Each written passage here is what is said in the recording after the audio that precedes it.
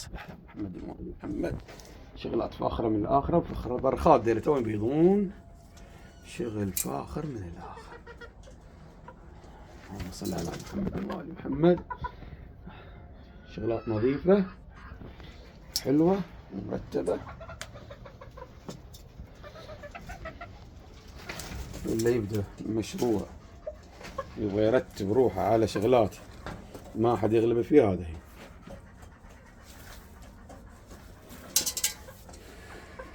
حتى الفحل حقهم جديد جديد جديد، وعلى قولة الباكستانيين